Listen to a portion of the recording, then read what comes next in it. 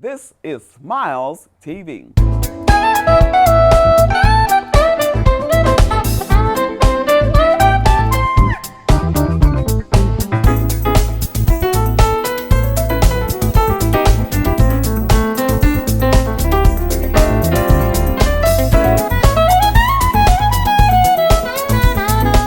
Welcome to Smiles Television Talk Show. I'm your host, Stephanie Anthony Miles, and thank you for tuning in to another broadcast. We have a delightful show for you today. I'll be talking with Marietta Davis, and she's the author of From Autism to Beyond, A Mother's Journey of Hope. Don't go away. Remember, Jesus Christ was born of a virgin. He was crucified and buried, and he rose on the third day. Confess with your mouth that Jesus is Lord. Believe in your heart that God has raised him from the dead, and thou shalt be saved. Stay tuned for more smiles. Fireworks, and more fireworks. Molly's Fireworks Extravaganza, located at 6607 Bond Avenue in Cahokia Heights, Illinois, has the best variety and lowest prices in the bi-state area. Owned by Molly Stanley, Molly's Fireworks Extravaganza has become the go-to place to shop in the Metro East area. They are open from 9 o'clock a.m. until 9 o'clock p.m.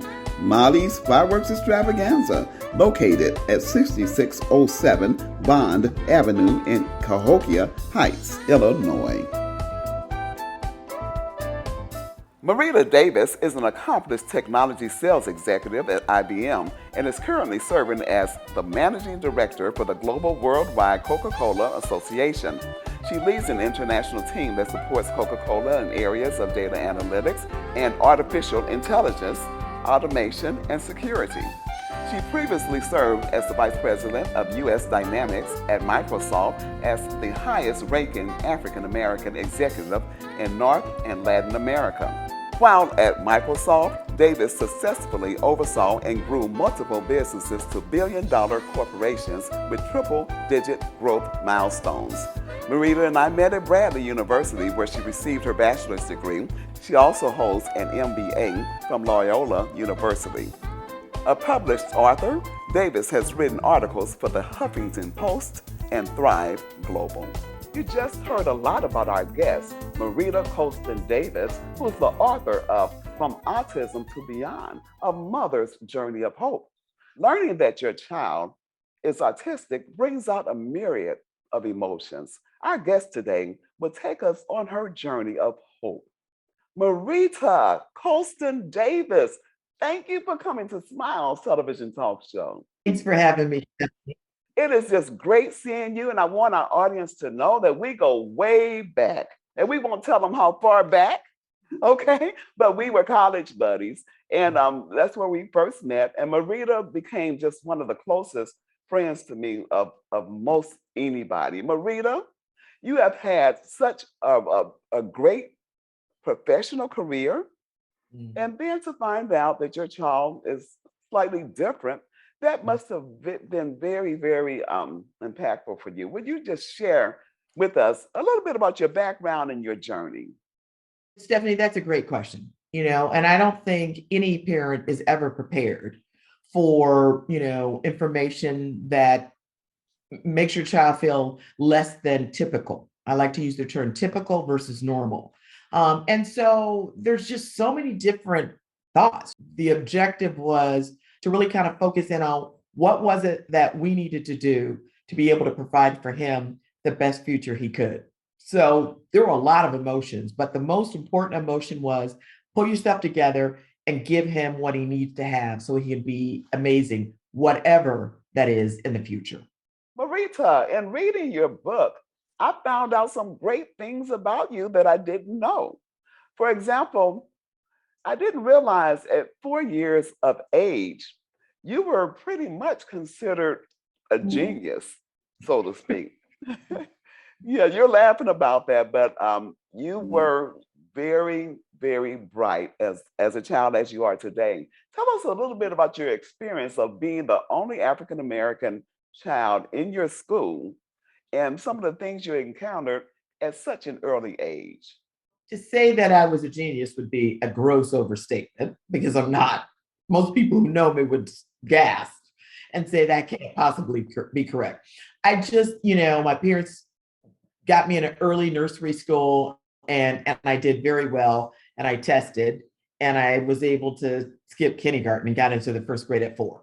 I think all those academic things are one thing, but when a child is not as emotionally mature as they should or could be, it's challenging no matter who the child is. But especially when a child is of color and they happen to be the only African American in the 60s in a place called Urbandale, Iowa, there are a whole set of challenges that come from teachers, from principals, from other students, educators. And I think that you just learn to roll with the punches. You learn to adapt. You learn to adjust, and you learn what it feels like to be slightly different. You couple that with the fact that my sister had a set of special needs. I think from the beginning, God prepared me to be in a situation where I knew what it was like to feel different. I knew what it was like to cohabitate with my sister and my family differently, so that when Tyler came along, I was ready. It was hard, it was heartbreaking, but I was ready. I was ready. Wow. And you said when Tyler came along and you and your husband had to Mhm. embrace the differences that you saw in your child. What were some of the early indications? Some of the early indications was lack of eye contact. Even from the beginning, when I, breastfed him, he didn't have a lot of eye contact with me. And I watched other mothers and their children, and I noted that there were some things that were different about him. I also noticed that he was, loved like Barney. And he was also really strong on puzzles and lining things up, and a pattern and a flow. There was something very bright about him, but it didn't really align with other kids. And I thought it just might have been, the early diagnosis of autism was it was because the mother had a distance from her child. So you can only imagine, I thought, if my connection's not there for him, is it something that I did? And it was nothing that I did. It was nothing that his father did. It was just, a set of circumstances. And so you just notice things. That's a good point that you just brought out because in your book, you state that we should be aware that autism can impact anybody. As a matter of fact, this sentence actually says this disorder is not personal. Autism hits families who are economically well off or impoverished. It affects parents who are highly educated and those who barely graduated high school. And that's something we need to keep in mind because I'm sure most parents at first blame themselves. And in Mhm. thinking of this, this was your husband's and your first child, Tyler, Mhm. is your husband's, your first son. Mhm. And I'm wondering the impact that it had on your husband, his first boy. We'd really have to ask Randy. I don't know how it impacted him. It has to be disappointing. He's very bright, and had graduated from college. Had gone to Kenwood Academy. A very highly prestigious academy in Chicago. So knowing that the intellectual horsepower was there in him and in me, I would think that it would have been difficult for him. And he was just at a different point in his life, I think, facing some other things. None of us prepares ourselves for this. I was probably a little bit more ready for it, given what had happened with my sister and the uniqueness with me. But I got to tell you, throughout it all, when I fell, he was there. When I felt like he was short, he was there. He got stronger as he got older, right? But I think part of it was just the emotional impact. And men oftentimes are not verbal about how things impact them. And I was so caught up in make the donuts, make it right, that I probably wasn't able to reach across the aisle to say, how do you feel? How is this impacting you? And that, if there's anything I'd say to mothers, is as difficult as it is for us when your child's a boy, you got to know it's just as hard for the father. And if I could go back to the early version of Marietta, I would have said I probably would have tried to spend more time understanding how it impacted him. I understand. Let me ask you this. What advice would you give parents in early detection, and how important is it to have early detection of autism? Yeah, I mean it's early detection, but it's also early intervention. I think Tyler went on to achieve the things he went on to achieve because we were able to get him early intervention. I was like a dog on a bone. I mean, I am the biggest mama bear there is.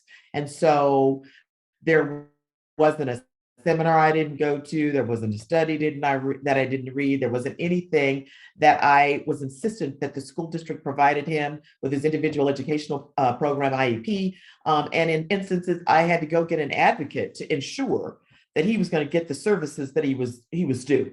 So detection 0 to 2, 0 to 3 is important, and it's hard to put your 2, 3-year-old on a school bus in the morning, let alone a 5-year-old. But I did it, and we did it, and that's why he's just amazing today. Just real briefly, in your book, you mentioned a girl named Sarah, and I know Yeah. Sarah, and Mm. she's a speech pathologist. Tell us how that relationship helped you cope with what you're dealing with, you had to deal with. You know, God put special people in our path for a reason, and we all went to college together. Great speech pathologists, great audiologists that we know in our sorority. But I think in this one, he attached me to Sarah, maybe perhaps for a preparatory reason with Tyler.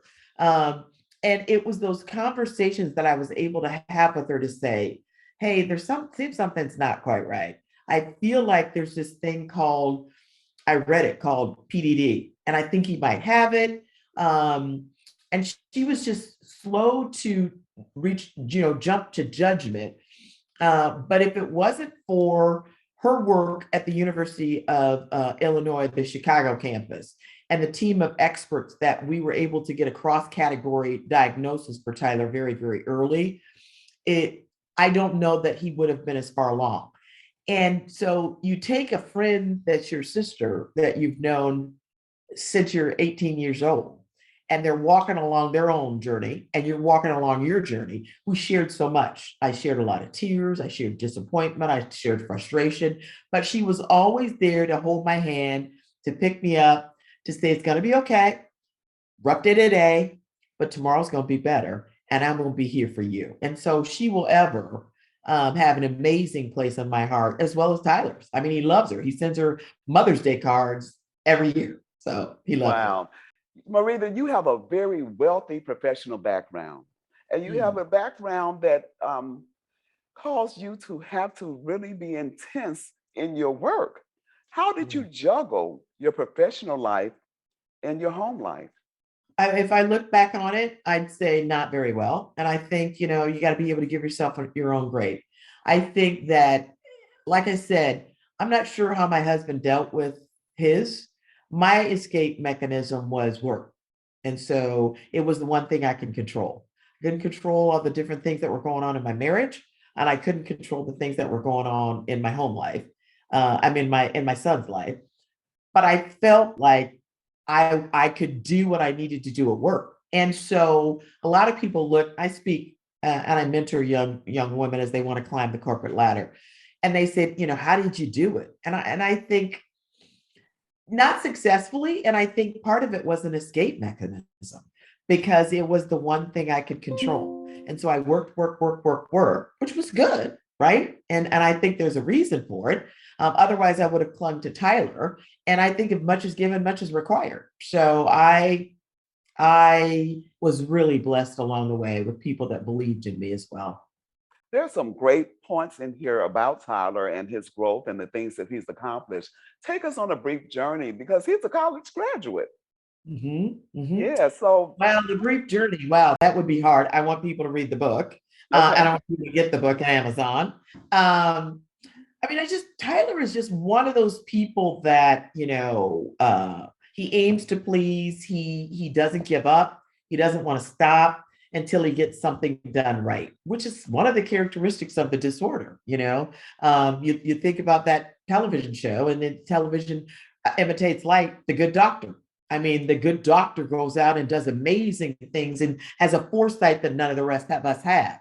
And, I would just see him do Rubik's Cubes, and I would see him do things that were just different than other children. The one thing that I was concerned about was his father and I both had strong social skills. So I was really concerned that he wouldn't have those social skills, but I think genetically it kicked in. I think his dad had a lot to do with that. I think I had a lot to do with it, ensuring that he knew how to have a good time. And I think when you're talking about a child that's on the spectrum, you want to give them the 360-degree lifestyle that they can. And so watching him go to prom, watching him go to dances, watching him at Clemson, seeing big man on campus, when we drop him off, they would know. I mean, I think about, Taj Bowie, who is I think the quarterback for the Houston Oilers, knew him, and he'd come up to him and dap him and be like, "What's up, man? Well, tell me about your summer." So it's just super important to be able to acknowledge the fact that not only did he work hard to become more, he worked hard to be socially ready. That's all him. I understand. If you had to do anything differently in your time with Tyler from his early years until now, what would that be? I think I would have enjoyed the journey more versus being so concerned about what the destination was. I think I've spent so much of my life, even from that little 4-year-old girl to now, focusing in on the journey. I mean, focusing in on the destination, that there are elements of my life that I missed that I didn't enjoy the journey. I So, understand. And you also said, we talked about Sarah being a great support. Your mother was a great support as well. oh my gosh, yes, that goes without saying. I mean, my mother and my father, but I think my mother was just always adamant that you did all the right things when you were pregnant. You're a great mother, and now you can't wallow in this. You got to keep going forward for him. And I, listen, she was a great. Well, I watched her with my sister, and I didn't really realize there was anything different with my sister until I was much older. And that's a testament to how she raised us. And I don't know that I'll ever measure up, but I do think she was a great role model, and she was always there. I mean, he's her heart. He's her heart. And she, sometimes I always tell her, I think you love him more than me. Uh, she loves him. Yes. What words of advice would you give young parents who have to rear children with autism? It's no different than the way you rear a normal child or a typical child. You got to know they're a blessing from God, and I believe that. You got to ask God to wrap them around his arms and be with him every single day. And, you got to know that you're their mouthpiece and you're their voice, whether you're an African American man growing up and just stopped by the police, whether you're an African American female that wants to break barriers, or whether you're a child that doesn't have typical characteristics. We are the mouthpiece for our children, and we owe it to them to be engaged and to be active all the time. What would you like for people to gain from your book? What is the main point that you want to drive into the minds of your readers? It's about hope.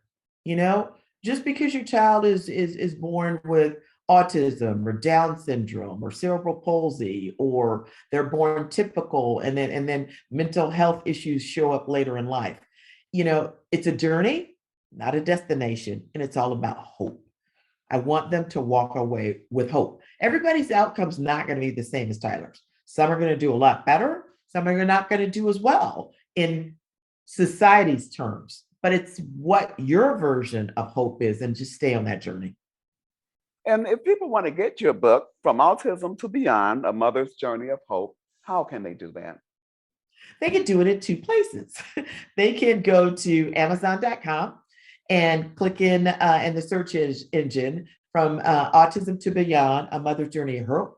or they can go to barnesandnoble.com. And it is also on Kindle, and it's on the Apple platform. So it's out there. I would love for people to grab it. It's a relatively short read, 72 pages. There's humor, there's hope, there's inspiration. And if you don't have a child that's not on the spectrum, you might know somebody who's there, and it will also help those that are around how you need to support us effectively. Because I have some experiences and stories where there were people who missed things along the way that they could have been far more supportive of me. And so just know what your role is.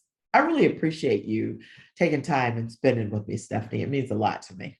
Wow, I'm just so grateful that you took time to be with us. I mean, I know you're busy, you're a busy woman, and I just appreciate your taking time to be with Smiles Television. Is there anything else that we did not get a chance to touch on that you want to make sure our audience hears? Use your village. Use your village.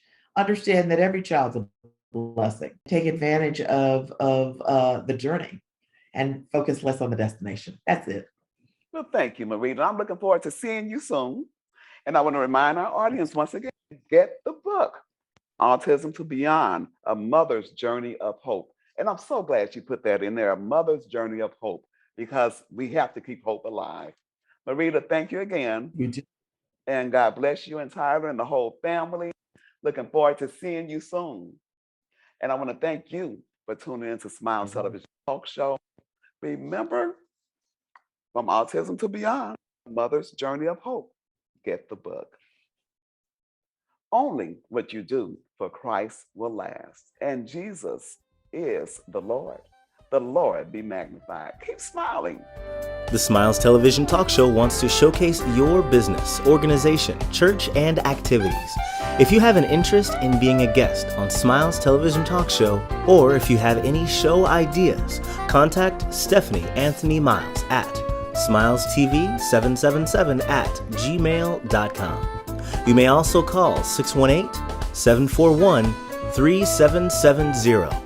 Tell your friends to subscribe to the Smiles YouTube channel. Let Smiles TV increase your reach. Remember, you look better with smiles. Welcome to Southwestern Illinois College, more commonly called SWIC. There's a campus near you. SWIC campuses are in Belleville, East St. Louis at the East St. Louis Higher Education Center, the Sam Wolf Granite City campus, and the Red Bud campus. There are even available classes online. If you take a look at SWIC's Adult Education and Literacy Department along with SWIC's Workforce Equity Initiative program, you're bound to find a fit for you. Certifications are available in highway construction, transportation distribution, and logistics, warehouse forklift safety, welding, unarmed security officer certifications are available, practical nursing assistant, and phlebotomy. Are you in need of high school equivalency classes? English as a second language classes? Sounds like a lot of money to you, right? Well, you might be surprised to find that many programs and courses are free and financial aid available for those who qualify. The Financial Aid Office is available to assist you. One last thing. SWIC's Adult Education and Literacy Department, along with SWIC's Workforce Equity Initiative program, works diligently to prepare you for employment. SWIC's Student Services Department was created for you, and it is available to help you. Let SWIC help you to chart your path in the right direction. It's your time. Take a step. Move forward with SWIC. For additional information, call 618-235-2700. 618-235-2700. When you visit Big Mama's in East St. Louis, Illinois, located at 5900 St. Clair Avenue, you will need a fork and a bib. Big Mama's is known for their barbecue, cakes, excellent service, and giving back to the community. Call in, eat in, drive through, carry out, order for your office.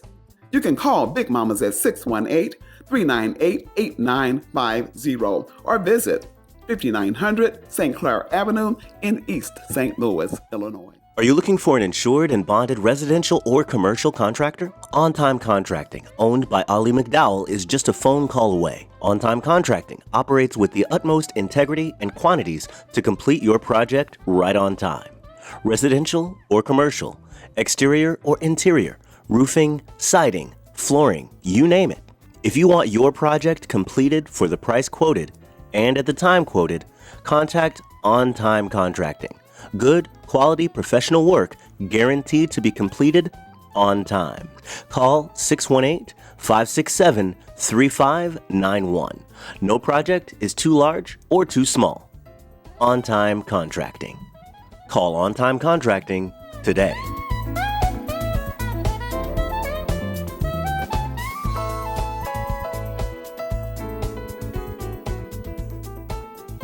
Hi, my name is Sterling Moody. I'm the owner of Neighbors Market, 1005 North 15th Street, on the Echo Jazz building across from Emerson Park Metrolink stop. We have fresh barbecue Friday and Saturdays. We have Sunday through Saturday, open from 7 to 7. Look forward to seeing you in the store.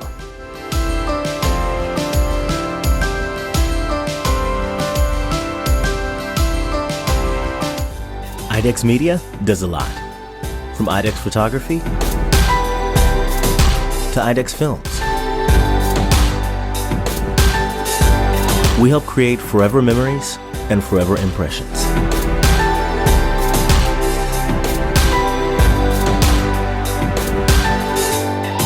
Imagination, image a world. IDEX Media. Awesome sauce. Yeah, baby. The Smiles Television Talk Show wants to showcase your business, organization, church, and activities. If you have an interest in being a guest on Smiles Television Talk Show, or if you have any show ideas, contact Stephanie Anthony Miles at SmilesTV777@gmail.com. You may also call 618-741-3770. Tell your friends to subscribe to the Smiles YouTube channel. Let Smiles TV increase your reach. Remember, you look better with smiles. Fireworks, and more fireworks. Molly's Fireworks Extravaganza, located at 6607 Bond Avenue in Cahokia Heights, Illinois, has the best variety and lowest prices in the bi-state area. Owned by Molly Stanley, Molly's Fireworks Extravaganza has become the go-to place to shop in the Metro East area. They are open from 9 o'clock a.m. until 9 o'clock p.m. Molly's Fireworks Extravaganza, located at 6607 Bond Avenue in Cahokia Heights, Illinois.